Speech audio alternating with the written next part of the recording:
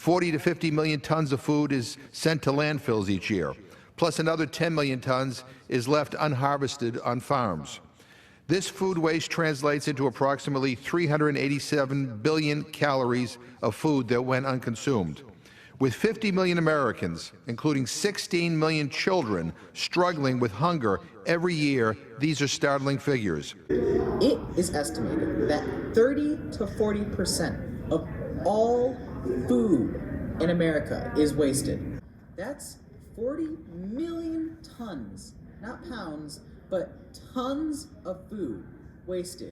This chart here shows what to do about the food waste problem in terms of the economy, animals, and nature at large. The best thing one can do to help this problem is to not create food waste to begin with. After all, you don't have to worry about food waste if there's nothing to waste in the first place. This level on the pyramid is to give food to other people. It's not food waste if someone else consumes it. The next step down on the pyramid is to give food to animals. This is a direct quote from EPA.gov. Contact your local solid waste, county agricultural extension office, or public health agency office for information. This is a good option for people to consider.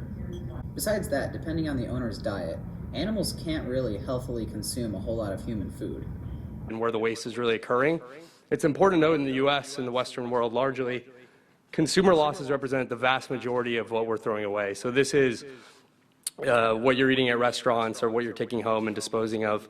There's also a sizable amount of production loss. And in the middle, there's less loss. It still represents a vast amount of food. My bachelor's degree is in agriculture, food, and natural resources education. So that kind of includes food science as well. So I would be like certified to teach food science classes at the high school level, at the secondary level. I've never taught a food science class before, but my mentor teacher where I student taught did, so I'm semi-familiar with the subject. What steps, based on your knowledge, would you say an average person can take to cut down on the issue, or, on food waste? Great question. I think that there's a lot that the average American can do.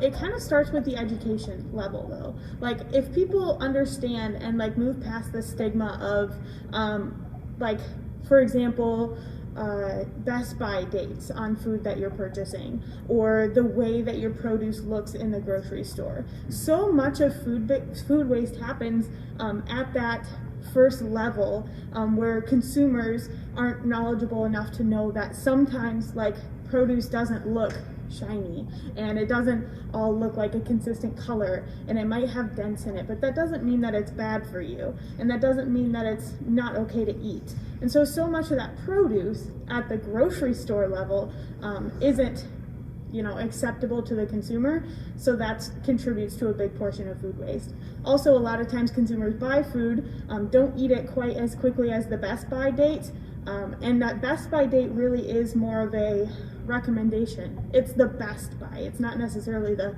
safe buy. So sometimes the food that we throw away at home, because it's past its Best Buy date, isn't necessarily gone bad yet. So it isn't necessarily something that we have to throw away. Sometimes, and obviously you have to kind of use your own discretion to know what's safe to eat and what's not.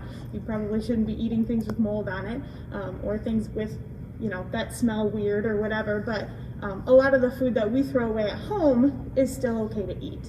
Baby carrots were born from a concern over food waste. Misshapen carrots were cut and shaped into the now common baby carrots. In fact, today, baby carrots represent 70% of all carrot sales. And according to a recent Washington Post article, this effort to reduce waste has actually now doubled carrot consumption. At the processing level, so when an animal goes to slaughter or when it goes to market, a big portion of that animal is not eaten by the consumer. It really opened my eyes to how much is left over after we process an animal that doesn't go, to the normal retail sale. So a lot of that is tongue or liver or heart, or the organs that we as Americans don't generally eat because we think it's weird, or maybe it tastes weird, or we're really picky, or whatever.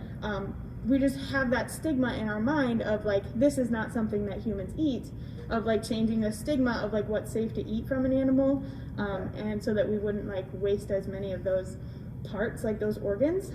However, I will say, even in a normal processing facility, those organs aren't just going in the trash.